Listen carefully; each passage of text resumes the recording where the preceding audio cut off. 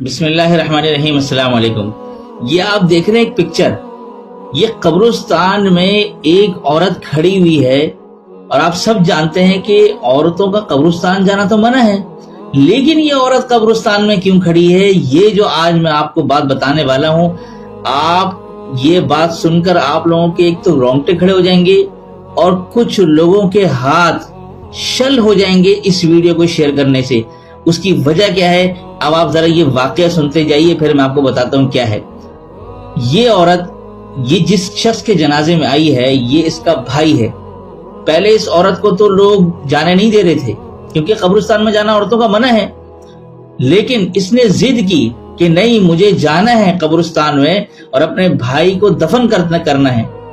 तो खैर लोग चले गए साथ साथ और ये औरत भी पीछे चलती रही।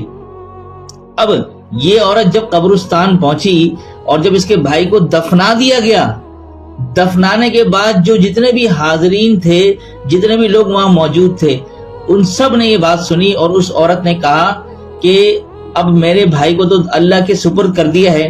उसने वहां पर खड़े होकर अल्लाह ताला से इल्तिजा की कि या अल्लाह, हमने अपने भाई को तेरे सुपुर्द कर दिया है और तू आदिल है और अहकमुल हाकिमीन है।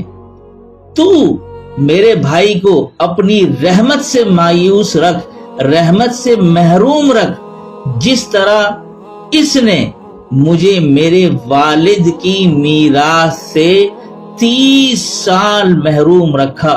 अल्लाह अकबर, अल्लाह अकबर। मुहतरम नाज़रीन, ये आप देखें इस दुखी औरत, ये जो अपना दिल, अपना दुख दर्द ये लेकर इस कब्रिस्तान में पहुंची है और अपने भाई के लिए ये बद्दुआ कर रही है।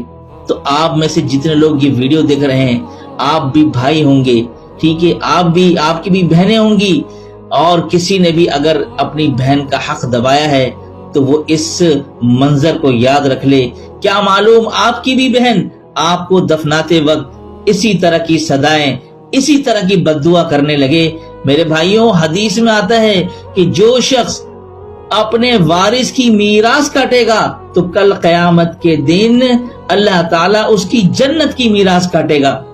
बल्कि आपको एक और हदीस बताऊं, हजरत नुअमान इब्न बशीर रजी अल्लाह तआला अन्हु फरमाते हैं कि जो मेरे वालिद थे वो हुजूर सल्लल्लाहु अलैहि वसल्लम के पास गए तो कहा गए, या रसूलल्लाह, मैंने अपने इस बेटे को एक गुलाम दिया है। तो हुजूर ने पता क्या फरमाया, क्या तुमने सब बेटों को दिया है?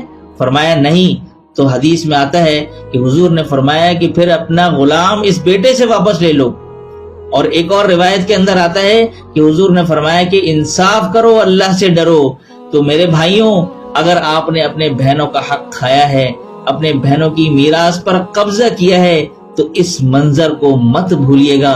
कल ये ना हो कि आपकी बहन भी आपकी कब्र पर बैठकर, कब्र पर खड़े होकर इसी तरह अल्लाह से अपना हक मांग रही हो। बल्कि मैंने तो ऐसे किस्से भी अपने कानों से सुने देखे हैं कि होता क्या है कि बाप मर जाता है, बहनों की शादी भाइयों के कंधों पर आ जाती है, तो करते क्या है, भाई शादी कर देते हैं अपनी बहन की और साथ में ये भी कह देते हैं कि मेरी बहन अब्बा की जो मीरास थी वो उससे अब आपका हक अदा हो गया, आपको यूं समझे कि हमने मीरास दे दी है क्योंकि उसके खर्चे से हमने आपकी शादी की है। ऐसा धोखा नहीं चलेगा भाई। ये जो आपने खर्चा किया है अपनी बहन की शादी पर, इसका तो बदला अल्लाह रब्बुल आलमीन आखिरत में आपको देंगे, क्योंकि ये तबर्रो एहसान के दर्जे में आता है। लेकिन मीरास से आप इस तरीके से महरूम नहीं कर सकते कि भाई मैंने शादी कर दी अपनी बहन की, हमने सारा खर्चा लगा दिया, लाख 10 लाख लगा दिए, तो मीरास जो है वो अदा हो गई। नहीं, विरासत ऐसे तरका तकसीम नहीं होता, बल्कि आपने उसको अलग से देना पड़ेगा।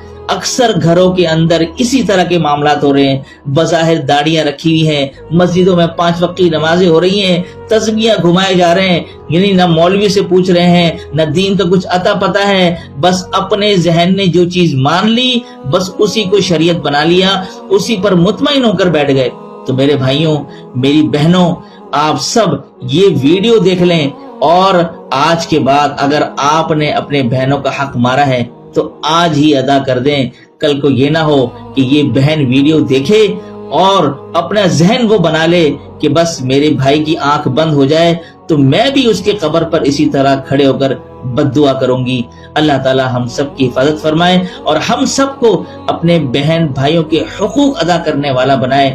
آپ سب بھی دل سے آمین تو کہیے گا کمنٹس میں، اور اس کو دل کھول کر شیئر کیجیے گا۔ جزاک اللہ خیر۔ السلام علیکم ورحمۃ اللہ وبرکاتہ۔